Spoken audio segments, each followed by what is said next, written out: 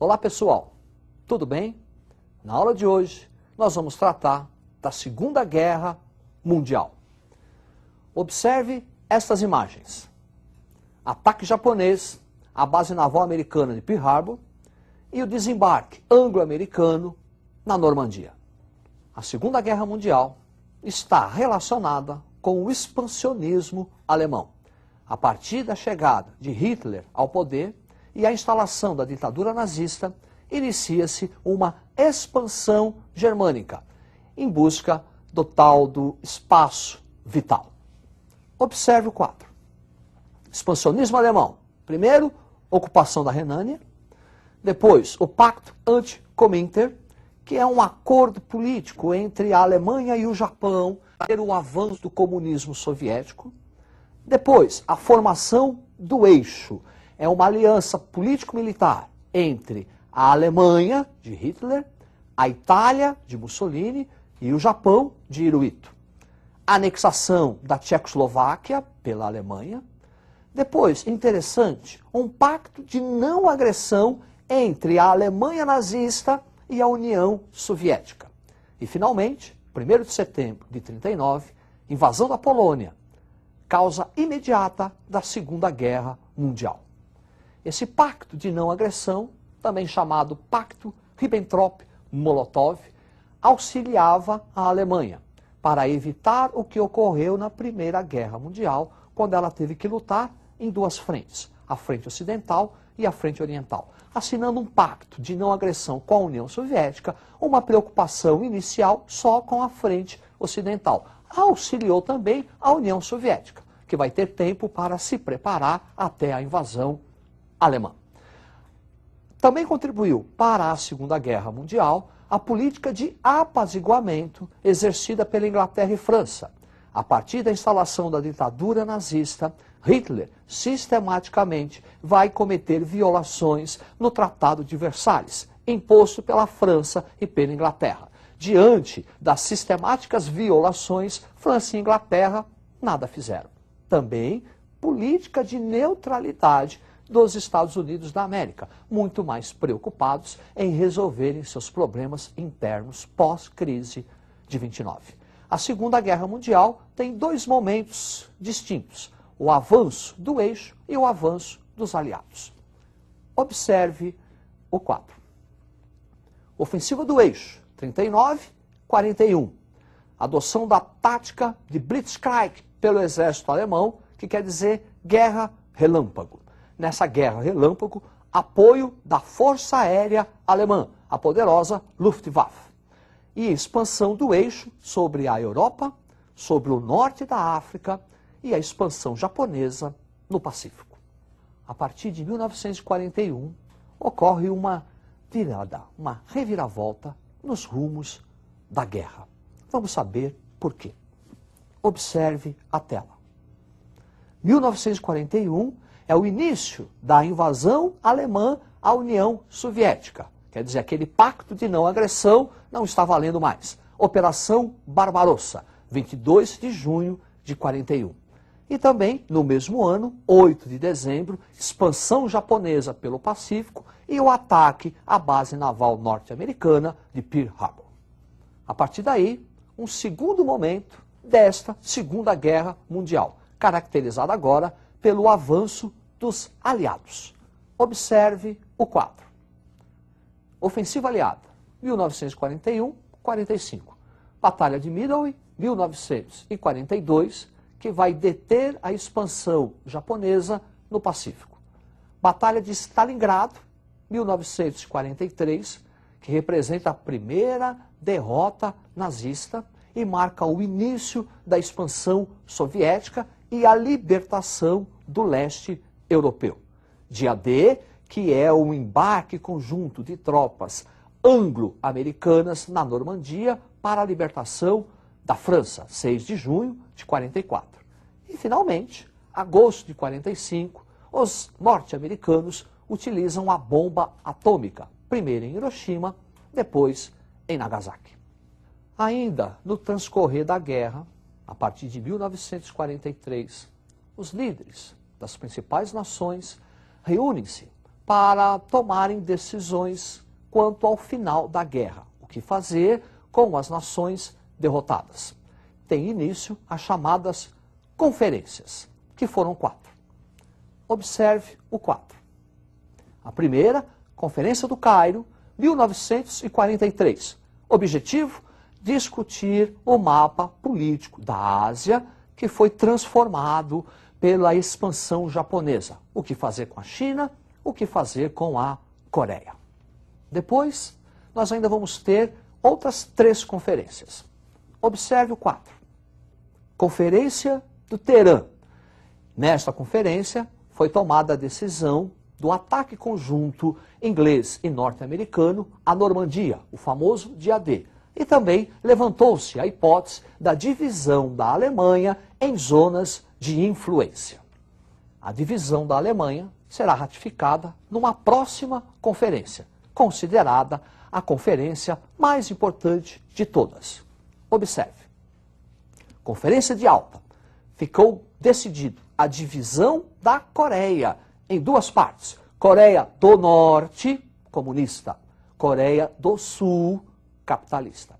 E divisão da Alemanha em áreas de influência. Alemanha Ocidental, sob a influência capitalista. E Alemanha Oriental, sob a influência comunista. E último, o Acordo de Potsdam, a Conferência de Potsdam.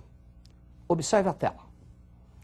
Efetivada a divisão da Alemanha, não só da Alemanha, como também da capital alemã, Berlim. Berlim também será dividida em áreas de influência. A parte ocidental de Berlim, influência capitalista. A parte oriental de Berlim, influência comunista. E é na cidade de Berlim que foi erguido o famoso muro, o Muro de Berlim. Portanto, o muro divide a cidade, ou melhor, dividia a cidade de Berlim, e não a Alemanha. E a instalação do Tribunal de Nuremberg para o julgamento dos crimes nazistas. Após a Segunda Guerra Mundial, o mundo vai passar por uma série de consequências. E nós vamos observar as principais. Olho na tela. Consequências da guerra. Início da era atômica, desenvolvimento da Guerra Fria, considerada uma terceira guerra mundial, a criação de um organismo internacional para a preservação da paz mundial, a ONU, Organização das Nações Unidas, e o processo de descolonização da Ásia e da África. Sobre o processo de descolonização da Ásia e da África, nós vamos tratar numa próxima aula. Agora, nós vamos ver Guerra Fria. Guerra Fria consistiu num conflito ideológico entre o bloco capitalista e o bloco comunista. Observe o quadro. Guerra Fria, iniciada pela doutrina Truman, um discurso do presidente norte-americano ao Senado, Henry Truman, onde ele afirmava ser um dever dos Estados Unidos da América conter a expansão comunista.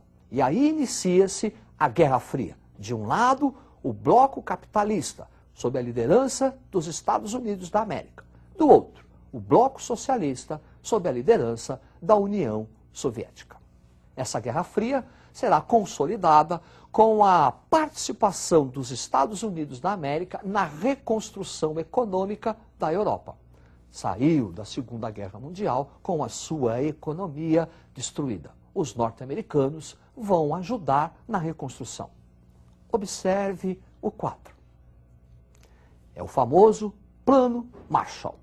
Ajuda econômica para a reconstrução europeia. O país que receber a ajuda econômica, em troca, deve conter o avanço do comunismo. Além do Plano Marshall, que é uma política americana externa, internamente, os Estados Unidos vão conhecer um movimento chamado macartismo. Observe o quadro. Macartismo, uma intensa campanha contra o comunismo, violenta internamente, que vai se constituir numa grave ameaça à liberdade de expressão. macartismo, porque o responsável pelo início da campanha foi o senador Joseph McCarthy. Macartismo, então, uma verdadeira caça às bruxas, constituindo uma grave ameaça à liberdade de expressão, tão bem protegida, defendida e sendo um orgulho dos norte-americanos. Também por consequência da Segunda Guerra Mundial, nós vamos ter o início de uma corrida armamentista. Observe o quadro. Formação das alianças militares. Em 1949 é criada a OTAN, Organização do Tratado do Atlântico Norte, sob a liderança militar dos Estados Unidos da América, para conter a expansão comunista. Em resposta, 1955 é criada o Pacto de Varsóvia, a Cortina de Ferro, um pacto militar dos países comunistas sob a liderança da União Soviética. A criação dessas duas alianças militares coloca o mundo sob o chamado equilíbrio do terror. O pânico de um conflito entre as duas principais nações, Estados Unidos e União Soviética, com conhecimento das armas atômicas e o fim do mundo. E também, como consequência da Segunda Guerra Mundial, nós vamos ter o desenvolvimento, o surgimento do chamado Terceiro Mundo, que é aquele bloco que vai ficar sob as áreas de influência, ou comunista ou capitalista. Por exemplo, nós vamos ter a Guerra do Vietnã, que é um reflexo da Guerra Fria. Nós vamos ter a Revolução Cubana, e na Revolução Cubana nós vamos ter a crise dos mísseis, que também caracterizam um reflexo da Guerra Fria. A Segunda Guerra Mundial consolida a hegemonia financeira, a hegemonia econômica e industrial dos Estados Unidos da América no mundo. E a América, continente, também vai sentir a presença desse capital norte-americano. Após a Segunda Guerra Mundial, há a chamada expansão das multinacionais, a expansão do capital norte-americano sobre todo o mundo. É isso aí. Nós vamos ainda tratar, numa próxima aula, o processo da descolonização da Ásia e da África. Significa dizer a independência da Índia, a independência da China e dos países africanos, os chamados Terceiro Mundo. É isso aí. Uma boa sorte. Estude. Até a próxima.